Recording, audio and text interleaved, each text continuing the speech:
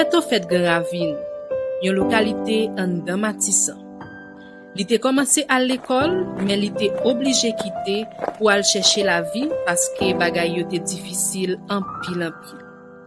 Dans chercher la vie, Tibeto placé avec Marie-Louise, une femme qui levait sous quartier.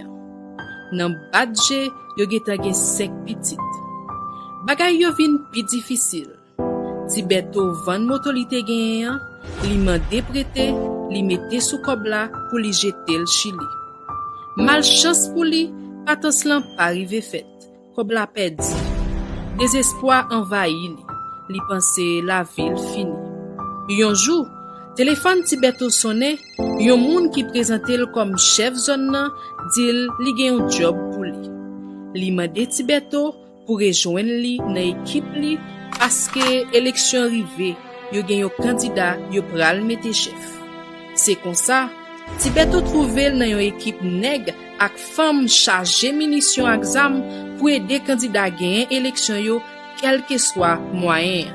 Élection finie, candidat gagné, mais Tibeto pas jamais ni ouais ni tande. Tibeto ak Marie-Louise ak 5 petites li yo recommencer nan même la misère et avant. Pendant ce temps, chef zone nan même a bien passé parce que c'est avec les candidats te négocier depuis en lè. Tibeto pas jamais dormi pour li pa wel nan place chef zone nan ka bien mené. Yon matin, li kouri nouvelle gaye, Tibeto c'est nouveau chef zone parce que li touye chef qui t'a bien passé a, pendant li même li t'a souffri ak zam ak munition nan men li. Nouveau chef la gen tout pouvoir, la négocier ak tout moun qui gen intérêt dans zone. Tibeto gen munition ak zam ak gogo, li pare pour touye ak éliminer tout moun qui vle vin menacer autorité li. Jou ale jou vini, Tibeto vin pi puissant chaque jour pi plus, li négocie ak grand nèg, li négocie ak gros chef dans l'état.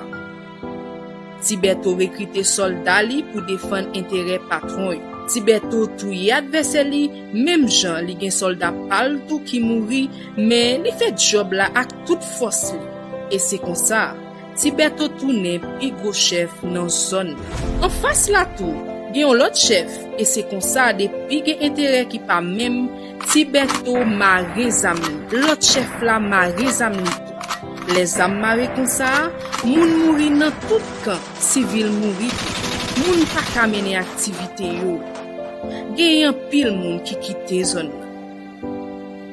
Gros chef de pou grand nèg yo ap dodo meya parce que si Tibeto mouri, gen yon lot k'ap remplacer pour continuer défendre intérêt.